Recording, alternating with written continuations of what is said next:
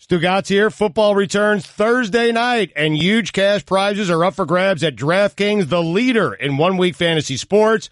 For the season opener, DraftKings is hosting a fantasy football contest that has a $1 million top prize and is just $10 to enter.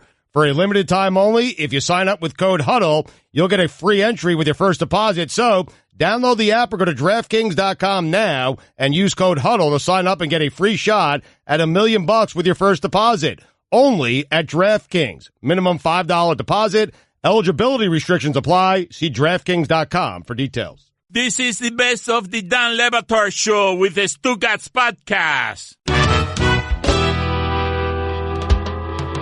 No Stugotz today. He is at the upfront. The career of Stugotz has been an amazing thing to marvel at. He is going to the upfront as a human being who is a know-it-all, who will go there and tell everybody why they're not doing their jobs correctly and how it is that he could do them better. Izzy Gutierrez is in with us instead. Is Gary Busey going to join us? Because this is a big day around here. There were no ramifications to the mean things that I said and apologized for yesterday as it regards Gary Busey? No ramifications yet. He is scheduled to join at 11:30. Now, I'm a little scared of this. I've got to be honest. I don't know. Well, first of all, if you weren't with us yesterday, we were very excited about the idea of Gary Busey, even though none of us can name a good role that he's had. And it's just magically Gary Busey. He's selling a book, and sure, do it here. We'd love to have you around. I don't know what we're going to talk to him about. I don't know what's going to come out of his mouth.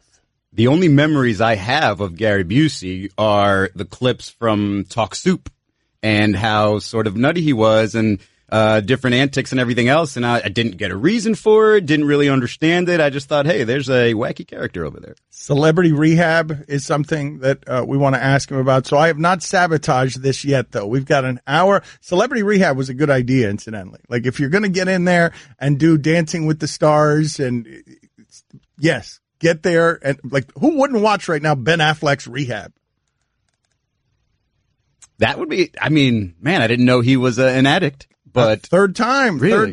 Yeah, there's pictures of him, looking like I do on weekends, wanting burgers in the back seat of the car. Ben Affleck, Gary Busey. I think I'd rather watch the Ben Affleck. Yeah, but I think it'd be darker. This is good. Yeah, he's going to come on for sure. Should keep this up. Your apology yesterday was the worst apology in the history of apologies, by the way. What did you say that required an apology? I said that his brain was a fried egg, and I did not know that he had been in an accident. No. Yeah, I just thought that it was years of drug use, and it probably was years of drug use. Oh, well, he was in celebrity rehab. He was in celebrity rehab. How do you think you get into celebrity rehab? But anyways, that was the apology. The apology was something like that. So anyways, apparently it hasn't harmed our relationship with Gary Busey because his brain is a fried egg. And he's just going to come on here in an hour and a half and promote his book. What's wrong with you? I mean, it hasn't gotten to him. He's not listening to the show. That's how he's still coming on. What is Gary Busey listening to? Because it's got to be several different voices in his own head, right? You know what? At this point, I kind of want you to keep this up because I forgot there's cameras here. I just smacked one. I want you to keep this up because I am scared to death of the interview too. And in fact, when Allison handed me his thick hardcover book yesterday as if I was going to read it, I considered just starting to cough right there so that I could eventually call in sick. You do have a bit of a nervous cough when things get tight. Sometimes I think Izzy's poker tell is a nervous. It's funny how you would think that because I do cough a lot when I'm on the show and when I'm on HQ. It really is there. Like I just have, like my dad used to cough all the time. He was very phlegmy, and I'm there too. And maybe it is a nervous cough. Yeah, you should get that looked at because the last time we had someone coughing on this show was kind of serious. Yeah, it was a tumor. There was a tumor situation. Greg Cody. Nah, I'm fine. Okay. Okay, very good. Segueing to sports stuff, the Steeler locker room took a turn I was not expecting yesterday. Right? And this locker room, God bless them, man. They can't decide whether they're going to want to stay in it or outside it or just send the military guy outside. Then the military guy comes back inside and apologizes to everybody for respecting the anthem too much apart from his team. So that was the one locker room thing that they had. But now everyone is mad at Le'Veon Bell in a way that makes the locker room feel like the fan base. Yeah. Like they are so self-interested that they are getting in his pockets. I can't believe that dude touching the ball 400 times a year, that his offensive lineman, who he bought watches for, that his offensive line, that they're putting their names on these quotes of he makes 7 times more than I do, and I'm the reason that he has success. Like, offensive lineman with ego is something you do not see a whole lot. That discrepancy, the salary discrepancy, creates problems in that locker room, or any NFL locker room, right? But it is funny how it's a business when it's player versus owner, it's a business when it's player versus fan, it's a business when it's owner versus fan, but it's teammate and teammate. They forget the business element. They don't sit there and say, hey, Le'Veon's got to take care of Le'Veon. He's got a career to worry about. It's not just But about... I feel like most guys do that. That's why I was surprised by yesterday. I was surprised. I feel like most guys understand the business and literally stay out of your teammate's business. But these guys feel hurt and betrayed in a way that was a bit jarring, and it makes me wonder about something. I remember a few years ago, Yasiel Puig, everybody was saying what a jerk he was, and I'm trying to look at it as, well, he comes from Cuba, there's a lot of cultural discrepancy, what's his education level, how scared is he, what's happening there, and eventually, enough people told me from the Dodger locker room, he's just a bleep hole. It's not about anything else, it's not about cultural, it's not about anything else, he's just a jerk to his teammates. The noise that came out of that Steeler locker room made me feel like these guys don't like him. Because if you liked him, you would not do this. Yeah. If this was someone that you like, you don't sit there and put your name as an offensive lineman on public comments that make you they never want to be the center of attention. And now the only reason we're talking about Le'Veon Bell and the Steelers is because there's an uprising in his own locker room from the guys who block for him who are mad at him. Quarterbacks don't tend to hold out because teams pay them, but you think they'd be saying similar things about Ben Roethlisberger if he was holding out? What do you think? I don't know what's happening there, but it's odd enough for me to want to throw everything in play because you're not used to teammates who understand a business selfishly calling Le'Veon Bell selfish because he's not coming out to help them week one, possibly over money, which is something they all understand. And he's willing to cost himself $900,000 a game because of the principle of what it is that he believes in. You don't have to believe in it that way. You don't even have to support it. But to come out and play defense against it in a way that feeds fuel to a fan base that's just ready to feel betrayed with the selfish guy strikes me as extraordinarily short-sighted by those offensive linemen, all of whom are made better by that guy's unique skill set. What they were saying was so strong that I was wondering what happens when he comes back. What if someone misses a tackle and he just gets lit? Or misses the block? Yeah, that's what I mean. Misses a block and he just gets lit. Is that something that you were thinking about yesterday? Because I'm like, they seem really mad at him. It feels like the relationship between him and the organization had already deteriorated to the point where he won't be on the team next year. It just so happens that now with the locker room against him, maybe he won't even be on the team at all this year, which is what I find kind of crazy interesting about this, whether you talk about the Khalil Mack situation, the Earl Thomas situation, or this one with Le'Veon Bell, where now trade becomes a real possibility if they know he's going to be gone. Maybe this is their version. Maybe guys have held out enough and put the fear in these teams, or even just the fatigue in these teams to say, all right, you know what? I'm not going to deal with you. I'll trade you. And this is the way the way they do in the NBA for the big stars to change teams and gain a little bit of power themselves. When they don't have much contract. Exactly. Power. Even though they don't have say in which team they go to, at least they're going to a team that they know, hey, they're going to pay me what I want to be paid. How often have you guys seen this, what we're presently witnessing with the Steelers? Because I've been surprised at every turn that Le'Veon Bell has been a public holdout person who has been defiant, in your face, making fun of it, making fun of the Steelers, using social media to laugh about how little money he's earning when most people watching it would consider a lot of money, taking out a Dairy Queen application to make fun and light of this. Until now, we have not seen what is happening in the Steeler locker room, which is a public blasting of a player. Can you give me the other examples you guys have of something like this, where it's a team sport and a guy has now made, I remember this happened with John Rocker. under a different set of circumstances, the Braves were a clubhouse that was policed about professionalism, and John Rocker was being John Rocker, and everyone there didn't like him, and they sort of ostracized him. Right. And said so publicly in a way that made it difficult for him to come to work every day. If you're Le'Veon Bell and you're reading these comments from your offensive lineman that you bought watches last year, like, how do you feel about what you're reading, where they just poured lighter fluid on his entire situation and made his argument all the harder to defend from his standpoint when his teammates are sitting here giving public voice that's more critical of him than anyone in the media and anyone you hear on in the fan base? I'm thinking he's quite surprised that the offensive lineman or anybody that makes less money than him, which is still impressive, great money, 7-figure money, are acting like the fans are, essentially. And they don't have the perspective. They've been brainwashed by the team. And now it's like, wait a second. You've had these problems before. You've been in contract negotiations. I just happen to be a star that deserves more, and I do more for this team. How do you not understand that? I don't know if he can go back there and actually have to explain that to them. He shouldn't have to explain that to them. It'll be interesting to see what happens with him, because he's got 10 weeks here. People, the way this is being reported is he either shows up and plays here, or he's going to take 10 games off. Mm-hmm. Like, he either shows up today or tomorrow and signs the franchise tender, or he's going to take 10 games off. And then what's that locker room going to be like when they're not as good and he's walking back into a locker room just to get the 6 games in so he can get to free agents? I'll be very apologetic. Dan Le Batard. Vladimir Guerrero is 7th in WAR in Nationals and Expos history. Stugotz. How many Expos are ahead of him? Oh, easy. Gary Carter's first, The then kid. Tim Raines, Rock. Andre Dawson, Hawk. Steve Rogers, Raj. Tim Wallach,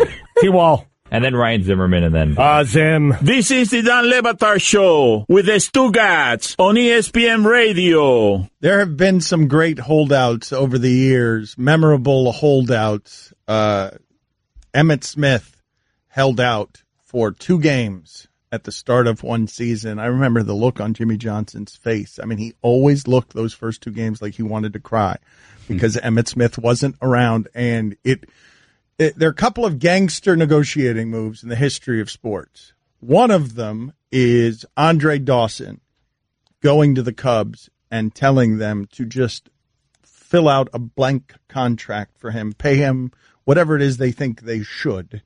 And then he had an MVP season. Like, he just said, "Go, you know what? Okay, I'll do this the way you guys want to do it. Here, I think he made like $500,000 that season. He's just, pay me what you think is right for this season." And then he had an MVP season. And Emmitt Smith, Billy, can you look this up for me? What did the Cowboys lose those 2 games by, and what happened in those 2 games? Because as I recall it, they went on to win the Super Bowl, but in the 2 games of Emmitt's absence, they lost badly, and everyone decided, okay, Emmitt's got to get back. We got to get him back because we need him, because, hey, Troy Aikman's a Hall of Fame quarterback, and he only throws 20 touchdowns this season. And then he got the richest contract for a running back at the time in NFL history. Right, so he comes back. But what were the 2 games before that necessitated that? Because that was funny to watch. If Antonio Brown and Ben Roethlisberger all of a sudden aren't any good, Yeah, then all of a sudden it's like, hey, what do you need, Le'Veon? Come on back. And I think this is the funniest part about the teammates ripping on him. Like, what are they saying to him? Are they saying, all right, you fought pretty hard, just play for the money that you deserve more of and make us happy? Like, what are they complaining about to him? Did they expect that he would just sort of hold out, look tough, and then all of a sudden come back? Did they think he was just sitting out to save his legs? I mean, he's sitting out for a reason, and you're ripping him because, why? Because you feel like, hey, you take the L, come back, and be with your teammates. I think that's ridiculous. So here are the quotes. Here are some of the quotes. Le'Veon Bell has not shown up. This is from Ramon Foster. He's the player rep. I can't believe these guys are... I really can't believe that these guys are so myopic in terms of cavemen that they don't see what they're doing with just turning on labor as if it's going to buy them anything when their contracts come up. None. Because it's not going to buy them anything. But here is, and you've heard me say this before, I don't understand why so many of you want these guys in sports to have bosses that none of you would want to work for. And I don't understand how it is that you end up in these situations where you're as good as Le'Veon Bell is, and here's what your teammates, who are paid to be anonymous, are saying in public. Ramon Foster. He's making 7 times what I make, twice as much as Al Villanueva is making, and we're the guys who do it for him. And then Marquise Pouncey. And gosh, man, these guys, it's so primitive. It's so barbaric. Why play hide and seek? Why let your agent say this? Just man up and tell us what you're going to do. And then one veteran Steeler told Jeremy Fowler of ESPN that he waited a day to criticize Bell to give him a chance to come in Wednesday, but, quote, he bleeped us. And management is throwing a party wherever they are listening to this. Yeah, you do the damage control for us. You keep our fans on our side, and you make Le'Veon Bell look like the villain here while we try to save money. Do you realize how just brutal it would be for these peers and friends and these guys who have to work together, that Le'Veon Bell knows that my damn coach wasn't talking this way about my holdout. Right. My coach is management, and he's not talking the way that these guys who blocked for me are talking in public, taking the side of management. But the point I was making is the idea that I don't get why so often, even in situations like this, labor sides with management. Labor doesn't side with labor. I'll never understand it, because it happens in this audience too, where people who are carpenters, plumbers, doctors, whatever, they work for somebody else. They are labor. They don't side with labor. But I think this is almost irreparable, because it's different in that, as Billy said, one's working for the other. And so the first time something goes wrong on a play, the question marks are going to be there, and whether it's Le'Veon's head or, his teammates' head, saying, wait, was Le'Veon trying that hard, or was my blocker trying that hard? Once those questions are in there, once that brotherhood is broken, it's over. Le'Veon might as well go play somewhere else. Cowboys started 0-2. They lost the first game by 19. Second game was close. 3 points. Okay. And then all of a sudden, next thing you know, they're winning the Super Bowl. Thank you, Fats and Info. Guillermo says he's got a new game for us. What you're happy? I'm so excited. It's called What Things Cost. I don't think you're ready yet. Yeah, for those of you who can't see Wait me, a minute. You're so excited that you're shaking what out of your hands? The static? I don't even know if it's I don't know. My hands are a little sweaty, but I don't think that's unrelated. I'm going through some stuff now, Dan. You don't even want to know. All right, put this on the poll, Allison, please. When you get anxious or excited about something, do you wave the electricity out of your hands? I don't know what you're doing there. Do you want me to explain to you how the game works? Well, why don't we just play it next? Do you want to tease it, or do you want to? Ooh, a 10:30 debut of What Things Cost. I'm in. Now he's super shaky. Okay, he's really excited about What Things Cost.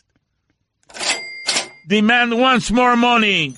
I don't know what this is, but I'm going to guess. I saw something the other day with Bill Gates where he was on one of these game shows and he didn't know what. And he thought a gallon of milk cost $85. Yeah, he didn't know the value of money, and I think they want to do this at my expense because I haven't bought anything for myself in about 14 years.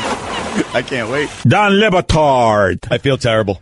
Here's the thing with you. You don't actually feel terrible. I didn't feel a thing, to be honest with you. I don't really care. I know. You announcing I feel terrible is just your way to move on to the next terrible thing you're going to do. Stugotz. They're just words, and words mean nothing to you. They don't mean nothing. His words mean nothing. Words are just transitions to your next lie. That's so right. They're not words. They are bridges to lies. This is the Don Batard Show with the Stugotz on ESPN Radio. That is Izzy Gutierrez sitting in for Stugotz. I was told it's not the upfront. I was corrected on that, but he's at some high-level meetings where he's just telling people how they can do their jobs better because Stugotz has become a swaggering symbol for excess and arrogance as he just makes his way through ESPN, climbing the corporate ladder, stepping on necks. My hero. Along the way.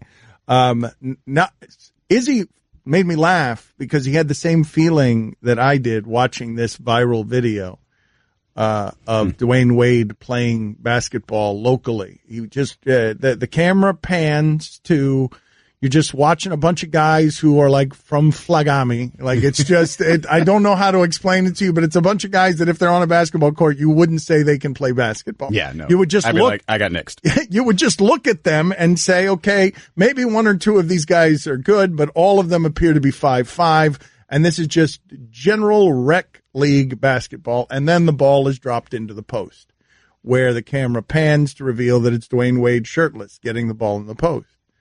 And you say to yourself, okay, that's got to be funny and cool. until you see him go up and dunk, and it looks like it physically hurts him. Everything looked like it was happening in slow motion, despite the fact the defender was jumping at everything because he's super excited to defend Dwayne Wade. But everything else was happening in slow motion, and it didn't really make you that excited to see Dwayne Wade on the NBA. It bummed me out. It bummed me out because I remember it's been so many years now, but I remember saying of Dwayne Wade's game, like Russell Westbrook's, ooh, that's not going to age well when it has that much athleticism that it's summoning in the finals.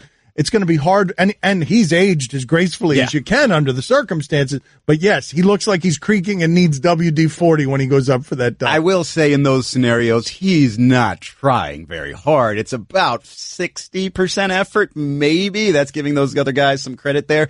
But still, like, but I had the same reaction you did, as it made me sad. What began as a happy time in my video viewing, which is the camera panning to Dwayne gets the ball in the post, to the next thing you know, there's the sound of a rusty gate swinging, and then, shards of Wade are coming off of the rim. I'll give you not full effort on the post moves. The dunk, he was trying. He was really trying to get But did it look like it hurt? Because Vince Carter talks about this at 41 years old. He's like, I can still get up. It's getting down. That's not great. Like, I can still get up there, and it's just landing on everything, and then everything starts crackling and creaking. Same thing with the other sports where you require fast running. It's not the running. It's not the speeding up. It's the slowing down that hurts. It's the quick cutting. That stuff goes away quickly. Yes or no, guys, because there's a Dolphins-Titans game this week, and I don't want, beat me to death with a pool cue. I don't want to watch that. Dolphins-Titans is not something that I'm interested in any way. But Tannehill's back. But if I told the audience that one of the channels on Sunday, I don't know which of the games you want to watch, okay? I don't know which you consider the interesting teams in the league. The Rams are interesting. The Steelers are interesting. The Browns are interesting. But how many games would you, if you only had one television, put ahead of just watching Jalen Ramsey and Odell Beckham go at it all game? Whew. I don't know if I'd go any other game before that. Normally, my first thought is I want to see Aaron Rodgers regardless of who he's playing because it's artistry. But especially when you consider the way the Josh Norman Odell Beckham matchup went a couple years ago? Yeah, a couple years ago. Then this is must see, even though with that new contract and going into week one, I don't think OBJ is going to fall for that trap, but I want to see it. There's only one person that I've heard Jalen Ramsey give maximum respect to, and it's Julio Jones. And Julio Jones is a physical, he's the predator. He's a physical extraterrestrial. That's not what Odell Beckham is. Odell Beckham, he's got enormous athleticism, but I don't know how that matches up with Jalen Ramsey's enormous athleticism. The reason that Julio Jones can give Jalen Ramsey problems is because he can be bigger than him. You can have the footwork and the size, so regardless of if you're on me, you're on my back, I'll still get that. But if you're talking about speed, quickness, explosion, footwork, he thinks he's every bit as good, if not better, than Odell. I have no idea what's going to happen in that game, but I want to watch it. Like the idea that a guy has spent the offseason giving respect to no one, disrespecting. Really, Jalen Ramsey has made himself famous with his mouth this offseason in a way that his play didn't, even though his play merited it. Because he's just been ripping people right and left, and he's forced his way into this conversation. Over the years, who's it been? It's been Revis. It's been Asamoah. It's been like when we go to these cornerbacks we're saying, oh, it's Richard Sherman got in this game with his mouth. Josh Norman. Can defenders, or mostly cornerbacks, but defenders in particular, actually let's just stick to cornerbacks, are they the only ones who are allowed to talk like that? Because wide receivers, like, Odell can say, oh, this guy's trash, watch me, lose him off the line. I think the danger there is obviously the offensive players fear the hit that comes after that trash talk. The defensive players don't have to worry about that. One of the things that I find interesting about this, and it would be the thing that I would watch on Sunday above all others, is that if I were Jalen Ramsey, this particular challenge, and clearly I don't have that mindset, but if I were him, I'd be a little afraid. This isn't what I'd want week one after spending the off season. Now, I'm not a competitor, so maybe he wants the challenge of that. You always hear competitors do that. I'm a bit of a coward, so I'd rather go against the easy matchup in week one after an off season of talking, but I'm not sure Jalen, I'd be a little scared. because Odell Beckham can embarrass you on 2 plays. He can, and I don't think there's anybody on that Jacksonville roster that can prepare him going into this. It's not like he's teammates with Julio Jones and can prepare for that. So it's going to be a whole different animal with Odell. And and I know I said that he just got the new contract, so it could be a little fat and happy situation. But I mean, come on, Jalen Ramsey week 1 is probably just as important to him as that contract. What are the good games, guys? What are the good stories this week here? We'll get to what things cost in a second. I mean, tonight's game, Falcons, Eagles, I guess. Bears. The good one if Carson was there. I understand that, Nick Foles won the Super Bowl and all that. But football's back. Tonight's a national holiday. Football returns. Professional football. There it is. There's Santa Claus back there, right there. Degenerate Santa Claus.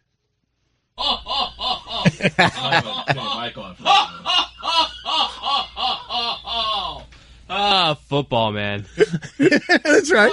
Yes. In fact, we should all do that. In fact, never mind the 3 segments. In fact, hold on. Let us all, for 30 minutes, sort of as a hyperventilating breath exercise. 30 minutes? 30 seconds. Lord, 30 seconds. 30 seconds. I'm sorry. 30 minutes. A hyperventilating. I got 30 minutes. breath exercise. Let's all show enthusiasm for football's return here in a jovial fashion. Are you ready? All of us at the same time. Allison, I don't want you to sit this out. Are you ready, Allison? Come on. I've got to show enthusiasm. I'm really all of us. sit this out. Ready? 1, 2, 3. Oh, football! Oh, football gonna take its shirt off! Football! 30 seconds is a long time to do that.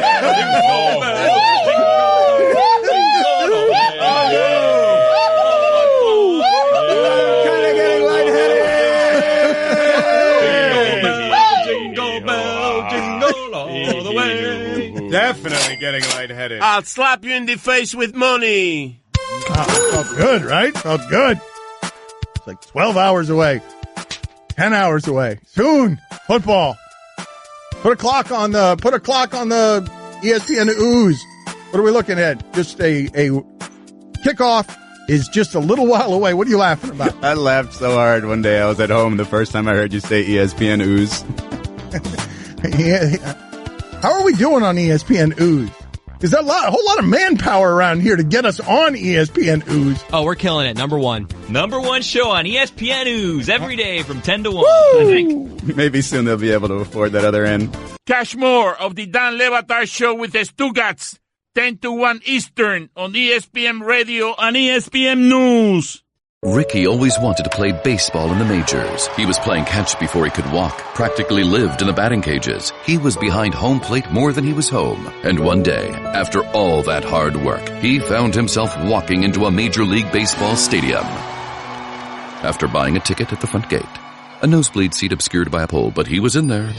No, Ricky never did play in the big leagues, but he did switch his car insurance to Geico, proud partner of Major League Baseball, which saved him a lot. So, all in all, things were good. Football has returned. College football gave you a little bit of an appetizer tonight. The big boys, the professionals, come back, and this is a day of celebration. We have been, as a media community, a sports media community, crawling across a desert landscape of no content, or a summer that has been barren, and now here comes the content, the fun things to talk about, the Le'Veon Bell stories.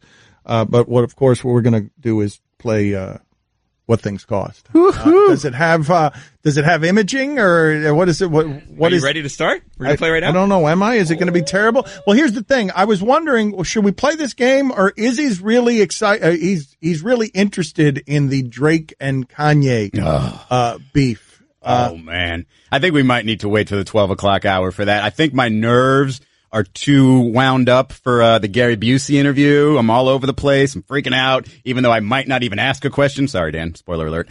But I think we might need some time to get into this Drake thing because it might go for a while. I mean, Izzy's very fired up about it, and I remember one of these are people who remind me that I was getting old. All of these people. Kanye West, 40th birthday. I walked out of his concert like 5 songs in because I'm like, I don't belong here. I'm too old for this crud. It was just him on stage. There was no musicians. It was just him up there, and I'm like, nah. Bleh. And then we started Highly Questionable, and some of their first questions were about the Kardashians, and I'm like, yeah, I'm not doing this. No. stop asking me Kardashian questions. I don't care about the Kardashians. I don't want to talk about the Kardashians. So I've been surprised to hear that you have been sucked into this vortex that gobbles up basketball players and rappers alike. I only care about the Kardashians in the context of Drake and Kanye. Like, I don't even care about the Kardashians in the context of NBA players. That doesn't interest me. The Lamar Odom, James Harden, not interesting. The Curse, not interesting. This, ridiculously interesting. But we should play what is it? What do things cost? Look, trust me on this. When Guillermo's put in charge, he is not to be trusted with judgment decisions. That's what makes it exciting. And so what? Who's in charge now, Dan? All right, guys, it's time for What Things Cost. Fanfare. Here's how the game works for those of you who are new to this game, which is everyone because it's the first time we play it. I will give you an item, which we looked up this morning on Walmart.com, and you will guess how much you think that item costs. Now, Dan, whoever's closer at the end of this game, which has 21 items, by the way, whoever's closer at the end of this game 21 items. Wins.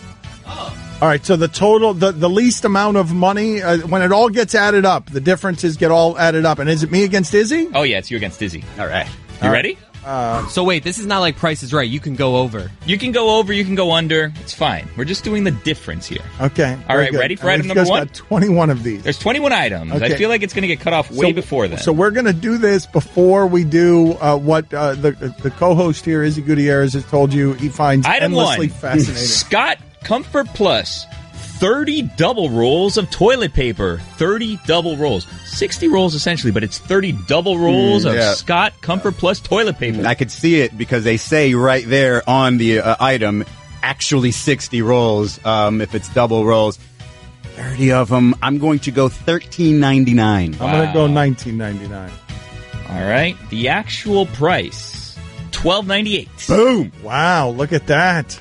Izzy Gutierrez right now just $7 ahead. It's crazy what's happened here. Right now, can we stop playing now? Nope. He wins. $1.01 off. All right, next item. What happens if we nail it, like right on the money? There's some sort of prize? No. All right. If I nail it right on the money, can we stop playing? If you nail it, can that be the prize? Sure. All right, item number 2. Bacon Wave Microwave Bacon Cooker. I believe naturally you should go first here, Dan. These are the rules. Oh, really? Because clearly I would have some expertise in bacon, would I? Yeah. I'm going to go ahead and say $39.99. I'm going to drop that to $25.99. Wow, guys, what a bargain. $8.97. Oh, my goodness. I thought it was like a Foreman grill. No, it's not like a Foreman grill. What was that you just described? Can we keep the running totals of Dan's guesses to see what his grocery bill would be in his head? I'm not going to do well on any of these. Dan goes to the grocery store, I have not bought something for myself. Well, Whole Foods and Fresh Market, the two of them, I can't get out of there at under $100. I can't do it. It does. I could go in there for chicken wings and I leave with more than $100 worth of stuff. Only Dan would go to Whole Foods for the unhealthy stuff. All right, item number 3. Drift Sun Voyager 2-person inflatable kayak, complete with all accessories, 2 paddles, 2 seats, double action pump, and more. Man, if this is Walmart, though, I'm going what Dan thought a bacon cooker was worth, $39.99. Oh, I'm going to go $69.99. Wow, $429.99. Dan, you won that one. Yeah. And I think I'm ahead now because I think I just jumped out in the lead. This game is so much more fun this way. All right, here we go. Can we stop 21 now? of these, though. We got 21. We're rolling right now. Dan, this one's for you. Better Body Foods Live Fit Superfood Organic Cacao Powder, 1 pound. I'm gonna guess $5.99. $1. Wow, $8.49. Ooh, this one's a classic. Wait a minute. Who's buying cacao powder at Walmart? You. Here's a classic. I'm buying it at Whole Foods, man, where it's overpriced and unhealthy. Well, you should go to Walmart, $8.49. How about this? Candyland, the game. Candyland. $12.99. $12 is what I was going to get. Wow, $5.92. Dan with the crazy comeback. I think you're running away with it here. Here we go. Can we stop playing now? No. We still have about 15 items. Man of the people over there. Market side baby kale and spinach blend. 8 ounces of that. Is this baby food? No, it's baby kale and spinach blend. Okay. 8 ounces. I'm going to say $6. I'm going to say $1.50. Wow, good guess, Izzy. $2.68. This is terrible. This is the best game ever. How about this? Grey Poupon Mustard Dijon. 10-ounce bottle. 10 ounce? That's feels big to 10-ounce me. bottle. No. What do you think? $2. No, I meant get out of here. $2. I meant get out of here. I'm done with this game. You've been fined $2. No, but I meant there it is. We end on that note, Dad. That's enough. $2. Get this and the stupid game out of here. You get out of here. Take your papers with you. All right, let's see who won. I won. So tell us about Drake and Kanye. There, it's been announced. I won. Drake and what was that game? Let's never play that again. What were you thinking, You've Billy? never been to a store in your life. So it's just me being wrong? Like, that's funny? You not knowing what things cost. It's funny. I mean, Izzy wasn't, but I won. I don't know what things. Really the win. one I got wrong was an inflatable kayak. Like, you don't go to the store on a Tuesday to buy an inflatable kayak. That's not something you know about. Flaw in the game. Not my fault. You came in $30 less than me on the kayak.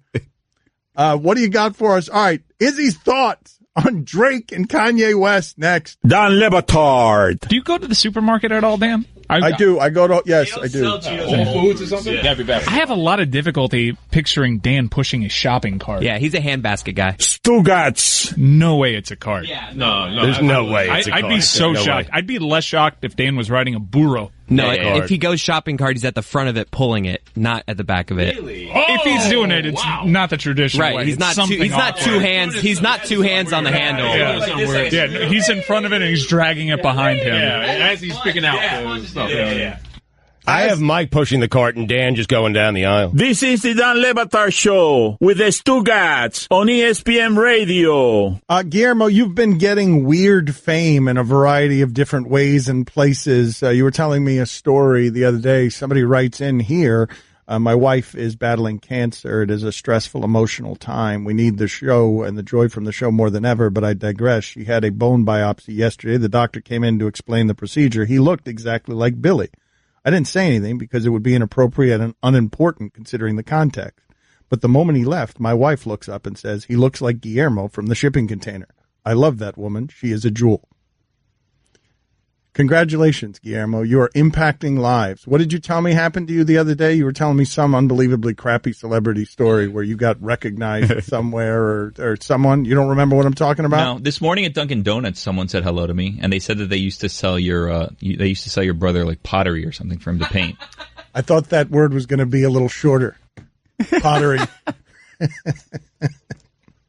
By the way, in case things get slow, we do have enough questions for 2 more rounds of what things for the love of God, man. I thought I was going to love that game. I love The Price is Right. There's nothing more comforting than knowing that if you turn on your TV at 11 Eastern Time, The Price is Right is on, but this ruined it for me. We're doing The Price is Right without the great host, without the audience participation, without the little prizes, hill climber guy, the pictures, without the graphics. We're doing it on the radio.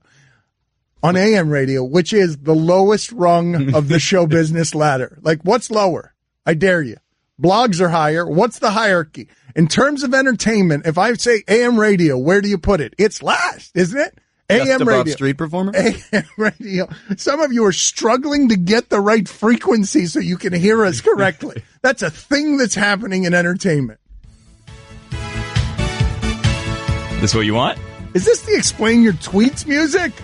No. I don't think so. You so. couldn't even be bothered to do better imaging for this? Like, this is your big moment to shine here as Mike is out, and the way you're going to do it is by shaking your shoulders and playing this music?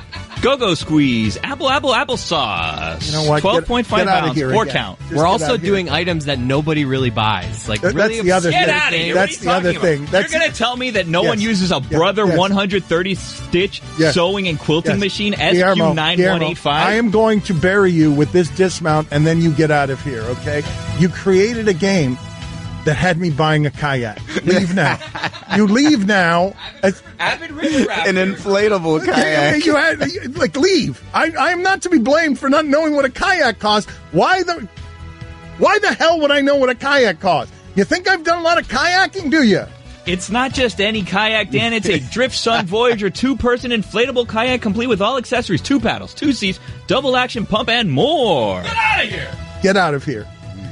What's the more? And more. And more. And the packaging peanuts. And more. What's going on with Drake and Kanye? Are the rest of you interested in this? Are Allison and Chris and Roy and the band Guillermo, are you interested in everything that's happening with these two immensely famous people? Whatever fills the time and gets us content, yeah, sure. Man. So the other night I was just on Twitter randomly and I came across this Twitter thread of this guy putting out this theory that Drake has been telling us in this album, Scorpion, that he put out, that he has slept with Kim K, which of course would be Kanye's wife. Kiki, which is her nickname. Kiki, do you love me? Not a lot of people recognize that's her nickname. There's a whole lot of other little clues in there, but this all goes back to when Pusha T had that beef, story of Adidan on Drake, and Drake never replied. Well, he replied, but he replied in notes, which was weird. He didn't reply in a diss track, and people were wondering, oh, that's the checkmate by Pusha T. Drake doesn't even have a response. He was just, outed for having this kid, even though he told us in a previous song he had a kid. It was just, lyrically in there, and you just had to figure that out. And so he's mad because he thought Kanye gave him the information on the kid, therefore Pusha T gave Pusha T the information he needed to do a diss track that made all of us go, wow, Drake just got buried. Correct. But there were headlines after that said the reason Drake did not respond is because he had something that would bury Kanye. Not only did he have something, he wrote it, recorded it, and has it somewhere stashed that would bury Kanye to the point where people would say, and I don't know if this is exaggerating or not, jump off a building if he heard it.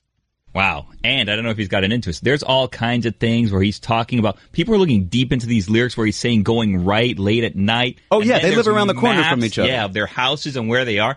Where there's smoke, there's fire, Dan. And now here's the thing is there's Instagram posts where you've got Kim K looking, posing some way and saying, I'm shy, and Drake doing the same thing in one of his. There's some connections back in the day and everything, right? And so yesterday, I believe it was yesterday or late, the previous day, Kanye randomly comes out with this apology to Drake. Just completely random. Not apologizing for a couple of things, apologizing for, he says he didn't give Pusha T that information, apologized for leaving him off this track that he did called Lift Yourself.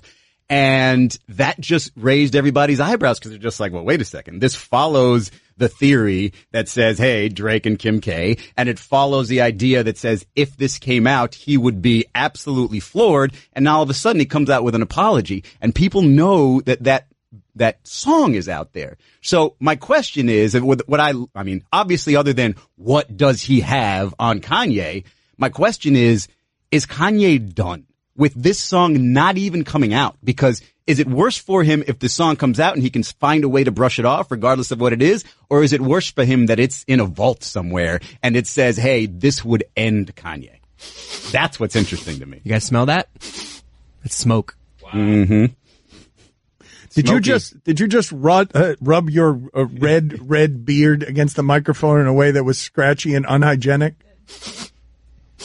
Yes, that's a yes. The more boring theory would be this, where Kim Kardashian, who had to go on social media to deny that, she ever slept with Drake, just told Kanye, look, it's getting to our marriage. These rumors are ridiculous. If you don't end this right now with an apology, we're in trouble. That's the boring answer. But I don't believe that to be true. Okay, so that's boring, Dan. We don't believe that. Well, I thought you were for sure going to come in with your mind-blown character. I've never seen you so engaged in anything as you were engaged in the soap opera gossip of the hip-hop community that Izzy's given you. Yeah, and it's because people are holding back. And then there's this whole other element of it. Do you know who Jay Prince is? Hold on, Dan. Get ready for this. Get ready for Jay Prince. Go tell him his right. I thought you were saying something else. See, so Jay Prince is essentially he's a gangster. Like, people are afraid of this man. And so the idea was Jay Prince told Drake, nah, man, we don't need you to put that out there. Like, the gangster of like the guy that people go to take care of things, apparently, or he takes care of things. I have no idea how this works. You need to be quiet. I don't even want to talk in about fact, Jay you Prince leave anymore. now. You leave right now. 2 minutes. Get out of here. I know this, Jay Prince, and we can't be speaking this way. You're right. I'm out of here. You leave right now for 2 minutes. Thank you. Can I stay out for 32 minutes so I missed the Gary Busey interview? Gary Busey joins us next. Don Le Batard. It's Rich Eisen stealing my material. It is Jimmy Traina stealing my material. Hey, get out of here, man. Who is that? Who is Jimmy Traina? He's a media writer, I think, out of New York, who I happen to like. Stugotz. Like there it is. There it is. The pivot of the Stugotz into schmarmy salesperson. No, I happen to like Jimmy. Like, I don't know Jimmy, but I happen to like Jimmy. Jimmy Traina sounds like a guy I would hang out with. It does. I think you're pronouncing his name wrong, by the way, but keep it moving. Oh, whatever. I like Jimmy. This is the Dan Le Batard Show with the Stugotz on ESPN Radio. Gary Busey has written the Bible. Basic instructions before leaving Earth. The Bible. Buseyisms. This is what the Big Lebowski True Grit actor Jeff Bridges has to say about Buseyisms, the book. Get to know Gary Busey, who once told me he was an angel in an earth suit. Indeed, he is, giving us messages he received from on high, messages that inspire and support us in living a beautiful, fulfilled life. Get to know my dear friend, Gary Busey. He joins us now because his book is out. His Bible is out. Thank you, Gary, for joining us. It's great to be here with you. How are you doing? Excellent, sir. You are a source of great positivity. You are indeed an angel in an earth suit. You know that, right? Yeah, I know that. And this book is the experiences that I've lived in my life. It's not about me. I'm not giving advice, but I'm letting you know what I've been through to show you that no matter what you're going through, you can get through it because it's easy when you believe in your truth. And the word truth, T-R-U-T-H, stands for taking real understanding to heart.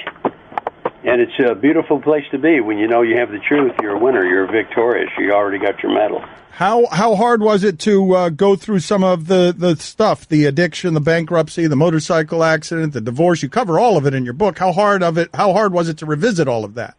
It wasn't hard at all. It's part of life. I'm grateful that I went through it to see there ain't nothing to it.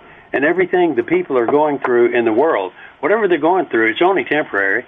And you can get through it if you believe in yourself, believe in the love that you own, and believe in the freedom you were given when you were born. And the word freedom, F-R-E-E-D-O-M, stands for facing real, exciting energy, developing out of miracles. Out of miracles. Like yes, that. freedom. What would you say, again, Gary Busey with us, he's written a Bible, basic instructions before leaving Earth. He likes his acronyms. The Buseyisms are big on the acronyms. No. They're not acronyms. They're Buseyisms. I'm sorry. My, you know what? I stand corrected. Thank you, Gary, for doing that. Oh, it's okay. You did good. No, I needed that public humbling. You are right. I needed to get it right. When you talked about going through some of the stuff that you don't regret going through, what's something that you look back on and you're like, well, at the time, that seemed like the hardest thing in the world to go through, but now I can look back at it and say, no, it was misplaced. My fear was misplaced. No, nothing is hard to go through. You just go through it, and you don't look at it as negative, judgmental, rejection, abandonment. You don't look at it like that. This is the part of life that was given you to go through to be a better person, and it's easy to do if you stay in your truth and stay in your love without judging anything. You give with love. And the love that you give will come back to you tenfold. It's beautiful to live with love. What is love? You're doing. That's what the book talks about. And the things I went through, out of body, brain surgery, trip to the other side, near death, cancer in the middle of my face,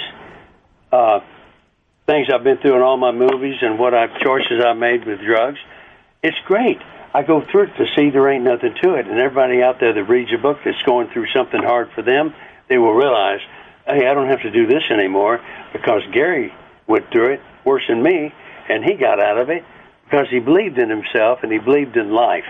And the word life, L-I-F-E, stands for living in forever eternity. And you don't die. Death, E-A-T-H, that stands for don't expect a tragedy here. Gary Busey with us on ESPN Radio. And again, Buseyisms is the name of the book. It is available now. Yeah, you got to get the book. You'll have so much fun reading it. My soulmate, Stephanie Sampson, wrote it. Took her 10 months. She would take my stories and she would put it in her own writing. And it's readable, and every chapter starts with abuseism. And for instance, the word change is chapter 9. Don't give away the whole book, Gary. Gary, you're not going to give reasons. I mean, if you keep giving away the whole secrets of the book, go ahead with change. But if you keep giving away all the Buseyisms, why is anyone going to buy Buseyisms? I'm sorry I yelled at you. Gary Busey with us on ESPN Radio. You mentioned the visit to the other side. I'm remiss if I don't ask a follow-up there. What details can you give us from that out-of-body experience? Read the book. It's in the book. Wait a minute. So are all these Buseyisms. I was just talking to you about it, and you interrupted me. I'm sorry. I don't know what that's about. I'm sorry. I'm sorry I interrupted you. Please continue. About what? What's your question? What do you want to know? The out-of-body experience and the visit to the other side. Well, wow.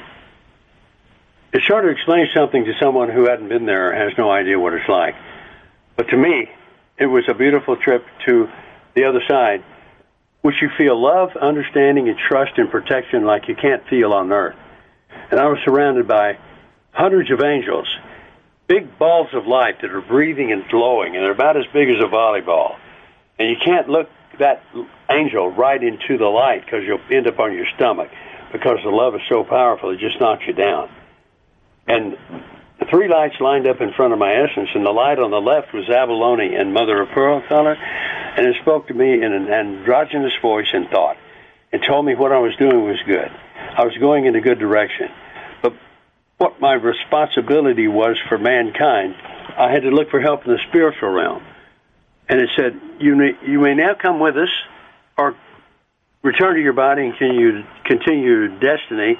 It's your choice. So I went back and started over again. After the brain surgery, I had to learn how to walk, talk, eat, dress myself, all over again. It was an emotional, mental, spiritual, physical rebirth that I did myself.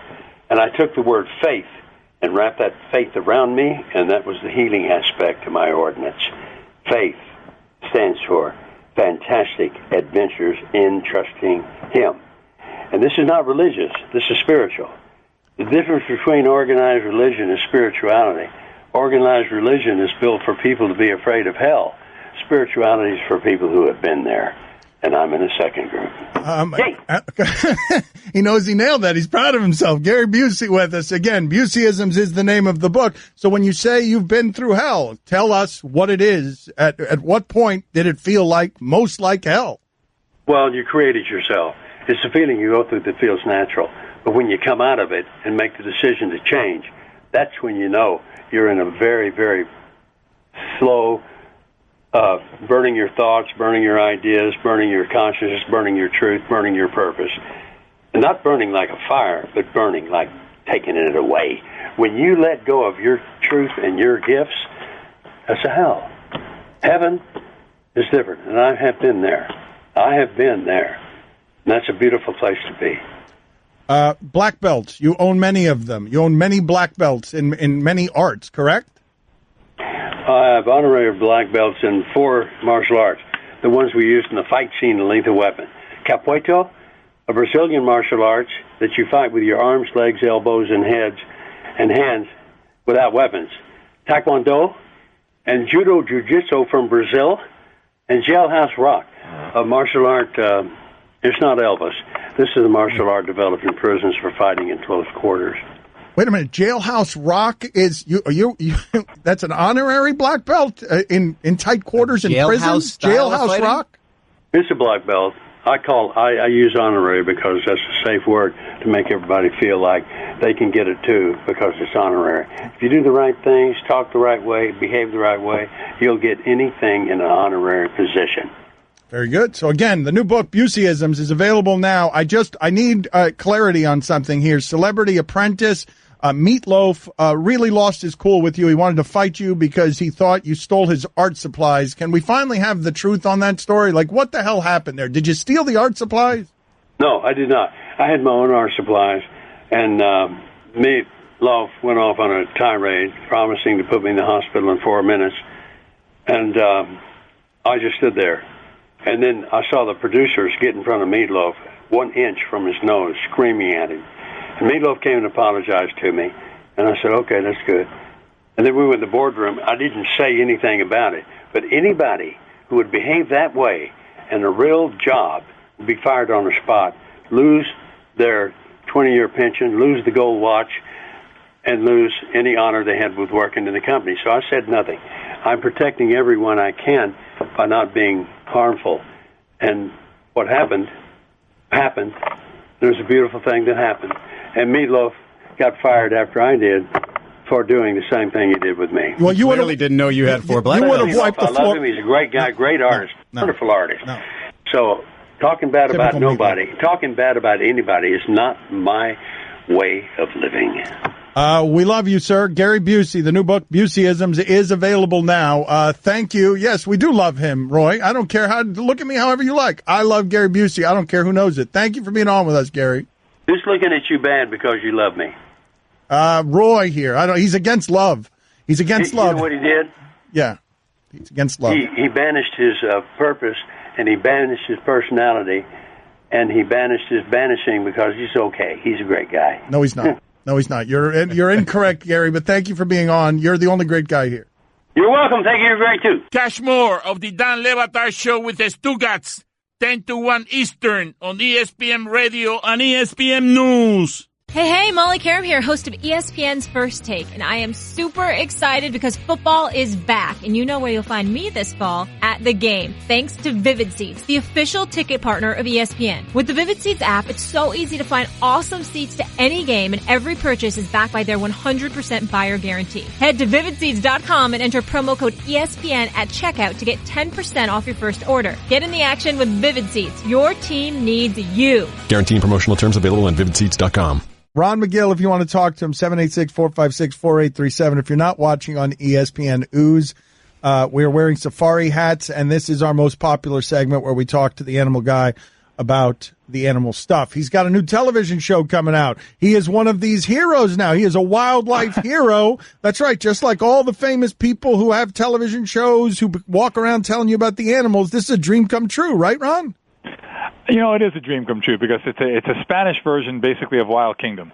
And for me, you know, I'm tired of watching these shows, you know, when animals attack the world's deadliest, to keep portraying animals like something that's all out to kill you as opposed to the incredible nature that it is. And, you know, I want to instill wonder back in kids, and to be able to do it in Spanish to the Hispanic audience, me being of Hispanic descent, I think it's important. And I'm looking forward to doing it. I'm very, very thankful that we're going to be doing this show. What are the details? Well, it's called Mundo Salvaje con Ron McGill, which is basically Wild Kingdom with Ron McGill. It's going to be coming out on the HITN network, which can be found on Dish, DirecTV, Comcast, all of them. It's a network out of New York, and basically I'm kind of the host. I'm doing the ins and outs, but we've gotten some of the best footage from, you know, the BBC, from National Geographic, to put together some real great packages that are going to show you the wonders of wildlife. I mean, you're going to see predation, you're going to see some of the things, the potential danger of animals, but it's going to be inciting a respect as opposed to a fear, and that's something that's real important to me, because I think once you respect nature, you can really enjoy it, and you don't have to be afraid of it. Paul, you're on with Ron McGill of Zoo Miami. Go ahead. Ron, what I want to ask you is, what's more of a worse bite that'll injure you or harm you more? Is it a black widow or eastern diamondback rattlesnake? Oh, eastern diamondback rattlesnake. There's no question there. I mean, there certainly may be an occasion where somebody has an unusual, almost anaphylactic reaction to black widow venom, which may be, you know, critical at that point. But generally speaking, to the general public, an eastern diamondback rattlesnake is the largest venomous snake in the United States and is far more dangerous than a black widow. Ron, I was watching an episode of Rick and Morty where Rick devised a device that Morty could listen to animals speak. And squirrels eventually took over that universe, and they had to go to a whole other universe because they were plotting yada, yada, yada. If you could listen to any animal's thoughts, which animal would it be? Oh, there's no question. It would either be dolphins or elephants. I think that both of those animals are so incredibly intelligent. They have a very clear language between themselves.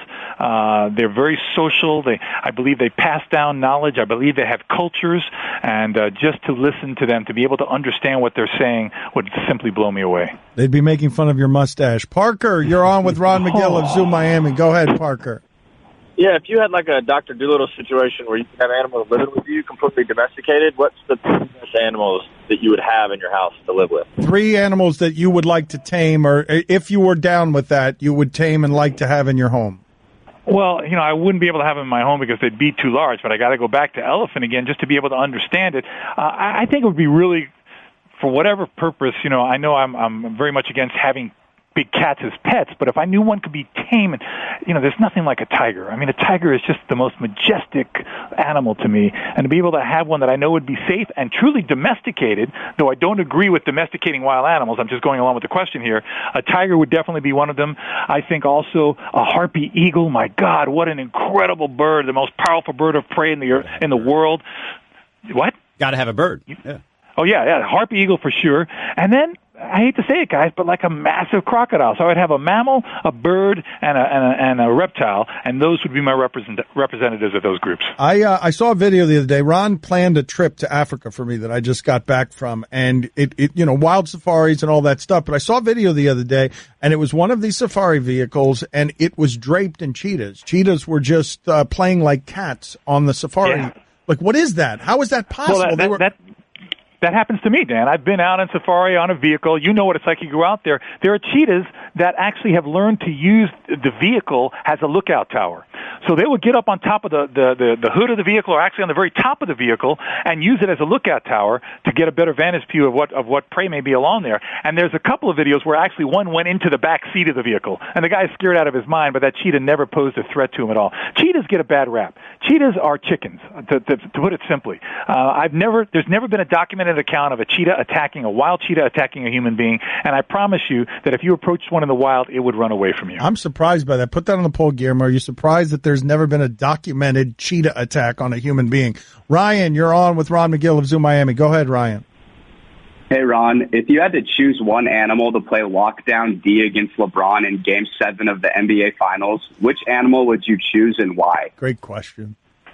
Wow, lockdown D. I can't think of an animal that would be big enough and fast enough. That's the problem. I mean, you can say an obvious thing like, I pick an elephant, but the thing would foul out right away. Yes, that's the problem. That's the problem. You have to have the dexterity, and in reality, you know what I would do if it had the intelligence?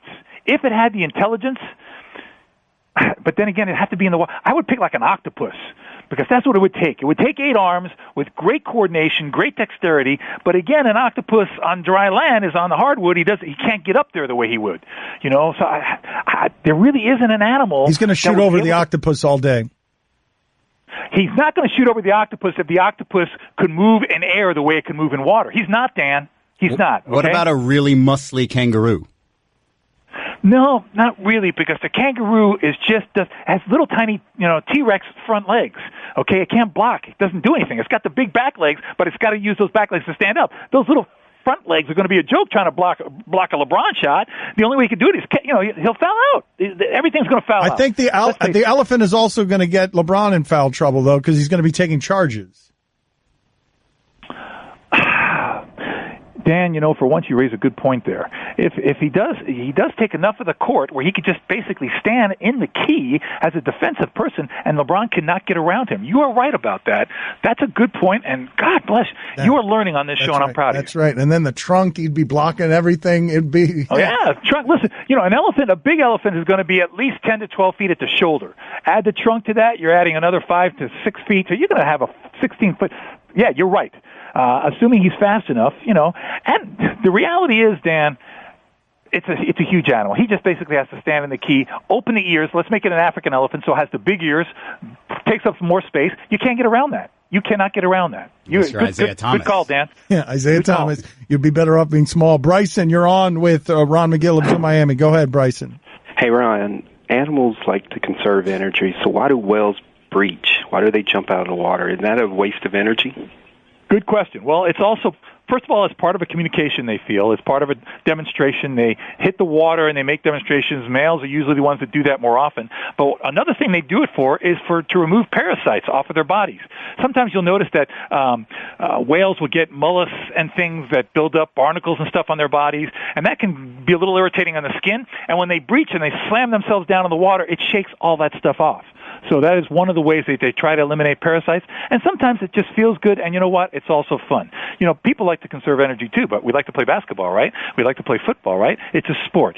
These are intelligent animals that have incredible intelligence, and they enjoy playing, and that's part of playing. Wilson, you're on with Ron McGill of Zoo Miami. Go ahead, Wilson. Hi, Ron. After not having any success with my homemade nectar for my hummingbirds, I was told to add some food coloring, and so I went ahead and added some red dye, and the birds ate it right up. My next batch, I made a green dye, same recipe, and the hummingbirds just are going for it. So are they more attracted to a certain color or what? Thanks, Ron. Absolutely. It's a good question. They are definitely attracted to red. It's their number one color. It's the color that is on the flowers that they like the most. And flowers have actually adapted to have that red color to attract hummingbirds, to help them be pollinated by the hummingbirds. When those hummingbirds go get the nectar, they're picking up pollen, just like bees do. And when they go to the next plant, they're pollinating the plants. When you see hummingbird feeders in the store, look at the base of the feeder. It's always red in color because that's what attracts the birds. It is scientifically proven that red is the number one attracting color to hummingbirds. Dane, you're on with Ron McGill of Zoo Miami. Go ahead, Dane. Hi, Ron. Do you support the reintroduction of wild bison to the plains, and would you support a wild mammoth herd in a Jurassic Park situation? You know, I do support the reintroduction of wild bison in the plains because we have to remember they originally existed there. The removal of bison in North America is one of the most catastrophic elimination of mammal species in our history. So it's not like we're introducing bison to places they never were or don't belong. They do belong there if we can provide the plains again for them. And let me tell you something. The American plains are one of the most endangered habitats in the world today. So keep that in mind. So to be able to introduce those bison in there would be good. As much as I would love to see a mastodon or one of these prehistoric creatures, I don't like screwing with Mother Nature. I don't think it would be wise to ever try to reintroduce an extinct, prehistoric animal back into an area that has obviously evolved beyond its time. No video today because McGill's internet is not working. But if you want to support Ron McGill, he's been doing this for years, very popular, for free, does it every week for free. If you want to support the things that Ron McGill believes in, the Ron McGill Conservation Fund is for the animals, and it is a good place to start. So just check it out on the internet. Ron, we will talk to you again next week, sir. Look forward to it, guys. Have a good one. Bye-bye. Don Le Batard. But I don't know what you do with the public comments, because last time we heard from Hassan Whiteside, he's questioning the way he's used, and then 10 days later he's saying publicly, I believe in all of Spo's decisions. I believe in him. Nothing Hassan says means anything. It's cartoon words. Stugotz. You seem really broken up about this, man. It does seem like you're holding back tears. Yeah. You want a napkin? What's going on? Because of the way I'm speaking? Yeah. Drink something. Yeah. It sounds like I'm emotional about this. That Barry Jackson report hit you hard, man. This is the Don Le Batard Show with the Stugotz on ESPN Radio. Some of you are looking at the contracts being thrown around the NFL, Khalil Mack or Aaron Rodgers or Odell Beckham, and you are aghast at the amount of money being spent on football players. I just want to give you some information now as a stat of the day that perhaps you will enjoy. Start of the day, it is the start of the day. Start of the day, it is the start of the day. Start of the day, it is the start of the day. Start of the day, it is the start of the day.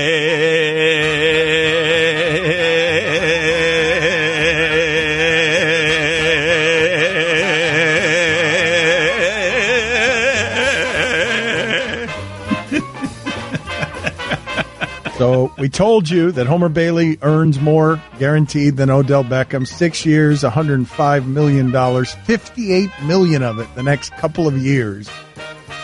ESPN Stats and Info reports that on Wednesday, the Reds fell to 1-19 and Homer Bailey starts this season. That is the proper response by Izzy to lose your mind laughing. The Reds are now 1-19 whenever he starts a baseball game. Money well spent. For them. That seems, that has to be something that hasn't happened before, is it? Or maybe like in the times of baseball when everybody was named Heine. You know what I mean? Like, there's no way. Can that? Oh, well, here it is. Okay, I'm sorry. Here it is, right from ESPN Stats and Info. The only other time a team has gone 1-19 in a pitcher's first 20 starts of the season was Frank Bates in 1899 for the Cleveland Spiders. Those Spiders lost 134 games. Does it have that dude's salary on there? Oh, my God. Homer Bailey. Oof. God bless you for being America's greatest thief. So, Todd Frazier, speaking of thieves and cheaters. The Todd father. Thank you. Izzy. Todd Frazier, you've been delighted by, if you guys haven't heard this story, it's amazing. I'm surprised it hasn't happened before. Todd Frazier, well, go ahead and explain it, Izzy, because it's one of the craziest plays you'll ever see in baseball. So Todd Frazier's heading toward the third base foul line and toward the stands. They're trying to catch a foul ball that's heading into the stands. And he seems to put his glove in the vicinity of the baseball, falls over the stand there into the crowd, and while he's doing it, there's a green bag on the tabletop there, and he knocks a what turns out to be a rubber baseball out of the bag as he's falling over. Said baseball falls in front of him as well, so he's on the ground, his stomach sort of sideways, right? The umpire's coming over to check if he's got the ball indeed, and he comes up with a ball and calls him out. He runs off, Todd father, runs off back onto the field, throws the ball into the stands, and then goes into the rubber dugout. ball. The rubber ball. A rubber baseball. Without the ump inspecting it or checking anything out, he saw a white round thing in the glove. That guy's out. Todd Frazier admitted that he pulled a fast one on the umps. It's great. How is that not the biggest story in sports going on right now? Cheater. I mean, we get on people for cheating with steroids. All the time, man. This is Lance Armstrong. I don't understand, but he's ruined it for everybody now, right? Like now all these umps that got duped, they're just like, man, I can't even do my job right because you guys are cheating. Now every time somebody catches a ball, whether it be, at the fence, maybe if there's a crowd there, or in foul territory, it's going to be, hang on, let me check that ball and make sure it's not. How do the umps and all the world's technology fall for the banana in the tailpipe? I was going to say that's a Stugotz of the Day nominee, but he wouldn't have admitted it, so that's not. No. Stu would have talked about how difficult the catch was and everything else. I'm surprised Todd Frazier admitted it. I'm surprised he didn't just keep playing coy the whole time. But one of the greatest examples, individual examples of cheating in games. You've got Sammy Sosa's bat breaking apart and Super Balls spilling all over the field. Albert Bell had a situation. Joe Niekro had a situation where he tried to throw the nail file that it was in his back pocket that he was scuffing baseballs with, that he tried to throw it past the umpires as they came and frisked him. This has to go in the pantheon of great cheating moments. What are you laughing about, Guillermo? We just got an update from Stugotz on what he's doing, and he says he just took a picture with Dr. Phil. All right, we need to check in with Stugotz next. Don Le Batard. Dr. Phil was a middle linebacker for Tulsa. That's not true. Come on, please. Please tell me that can't be true. Guillermo, say it is. Guillermo, put it on the poll. Did you know that Dr. Phil was a middle linebacker for Tulsa? Stugotz. What are you doing? You're offsides.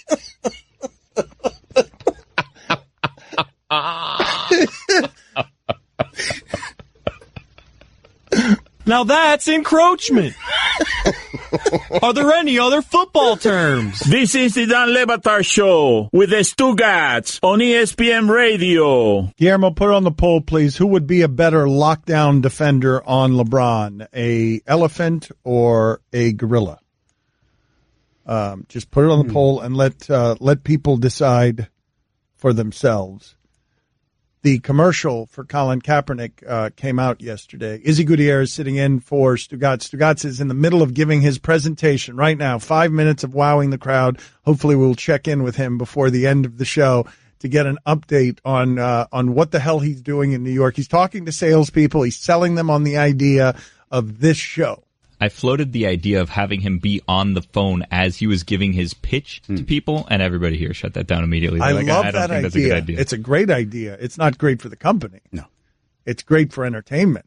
It would be a great idea to just mic him up and just eavesdrop on whatever it is that he's telling these salespeople. God, I wish we'd done that.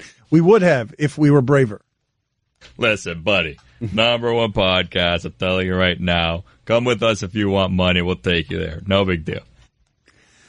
So I just assume he goes up there and reads out of his personal record book for 4.5 minutes and then says, Mike, take it home. That's right. Bring us home, Mike.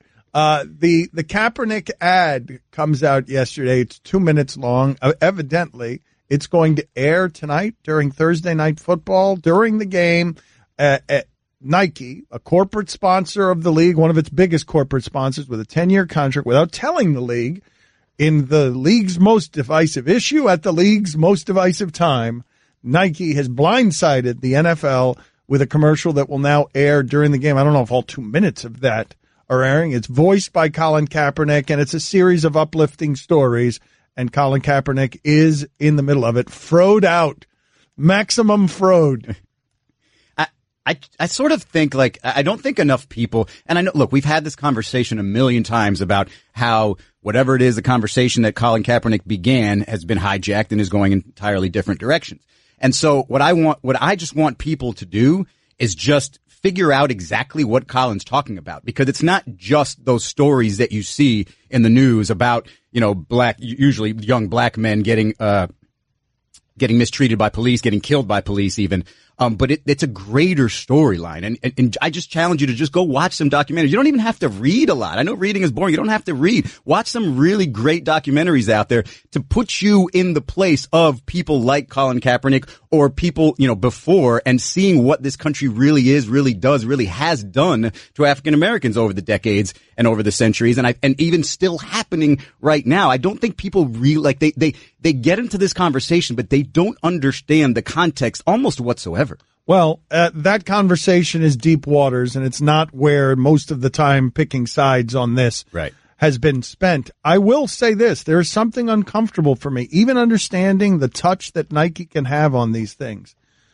The literal commercialization of this is something that I find bothering me as it's happening, even as I could laud the participants or believe in the participants and still feel like there's a cheapening element to literally commercializing police brutality. You want to have a conversation about police brutality and racism. That's not the conversation we're having. We're having a conversation about flags and knees and anthems and the idea of commercializing police brutality. There's something about it that doesn't feel to me. I am blaming here. I am doing something that people did to Kaepernick, which is attack the messenger, attack.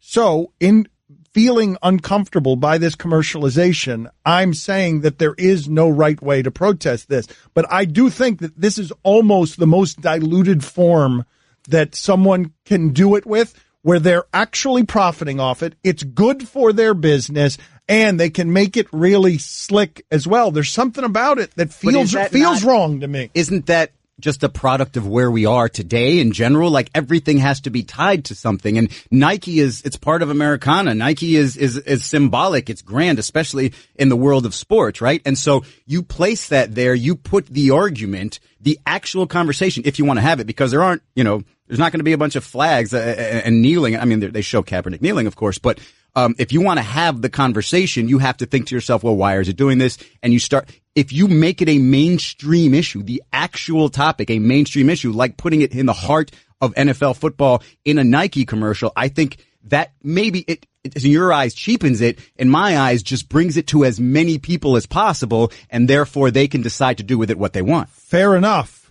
But wouldn't you want Nike? Like, to me, real bravery here, not look, the stock price is back up and people have told you about what the market research shows on the timing of this 3 days before the NFL season, before an earnings report. Marketing research suggests that millennials and a generation, if not even a culture, a generation is going to appreciate this. If you were going to really be brave, and maybe they've got this in the works, address police brutality in the ads. Address racism. It's easy to frame it in sports with, hey, look, there are legless people and they're achieving. No, the conversation Kaepernick wants to have isn't that one. That's not what he is anymore. That's not what he represents as a symbol that he's been blackballed, because can we have that conversation? in a Nike ad. You want that with your sports? Conversation about police brutality, the conversation about racism. Does Nike dare enter those waters beyond a slick campaign? Does Nike simply then just open the door for him to have that conversation in more places or have more people listen? If that's the end game, then great. I don't think Nike is taking on the responsibility to do Colin Kaepernick's job. They're giving him an even greater platform to say, hey, this is meaningful to people. And maybe they're going to tell you why. Like you said, maybe there's something in the works, or maybe there's some sort of deep dive that they take that won't be on TV, that maybe on a YouTube channel somewhere. But if at the very least they give Colin that more of that opportunity and open more doors and open more eyes, because they're going to be on the right side of history, so other opposers may rethink this, then maybe that does the job as well. I didn't love the commercial. I thought Nike was going to do better. I rolled my eyes at the commercial, like just the blatant commercialism of, look, we're going to celebrate the greatest things in sports, and also, hey, this guy's been blackballed. Yeah, I mean, I think the idea of the commercial is what really matters. The actual commercial, you're right, I don't think it was executed that well. But maybe they've got more. Maybe they've got more in play. I know how I sound, right? Because there aren't a lot of corporate sponsors willing to wade in these waters at all. So the sneaker company will do. The powerful sneaker company will do. But I'm telling you that I'm watching that commercial and I'm like, okay, this is slick and it's nice. And again, it's not Colin talking. Like, I mean, he's voiceovering. But he's voiceovering the things that we all believe in sports, about how uplifting sports can be. And we all love the underdogs and sacrifices and all that stuff, unless the sacrifices are the ones the Steelers offensive linemen have to make, in which case they get mad at Le'Veon Bell. But I do wonder, can Nike even enter those waters? Like, defiantly? Can Nike enter those waters instead of marketed and slickly pitched? Can Nike enter those waters aggressively? Because they've got the power to do it. They've got the power to go to campaign on behalf of Colin Kaepernick. Like, really get behind him in a way that could actually instigate change in the way that Nike and sports aspires to in its best moments. And then if they do that, now it's one thing to get behind Colin Kaepernick and have people burning your apparel and everything else and saying they hate you. But if you eliminate the Colin Kaepernick portion of it and just, as you're saying, address police brutality, where are the boos going to come from? Like, where are all these people going to come from and say, hey, I'm going to burn my shoes because I like when police, attack people. Are brutalizing. I can't get away from this conversation. I was at a 2-year-old's birthday party the other day and 4 people came up to me apologizing, telling me specifically, I've been told not to broach this subject with you. However, here's what I think. I just love the idea, though, that Colin went from a guy when he first started doing this where people were essentially saying, why is this guy the voice of anything? We don't know this guy. He might not be informed on anything. He's just doing something to bring attention to himself. And now here he is turning that into a full Nike campaign. And again, even if we're not having the conversation the way he intended it to have, there are still people saying, as we are saying, that is the point. As art, it works because Colin Kaepernick is no longer a human being. He is now merely a symbol. He's not even saying his own words and thoughts anymore.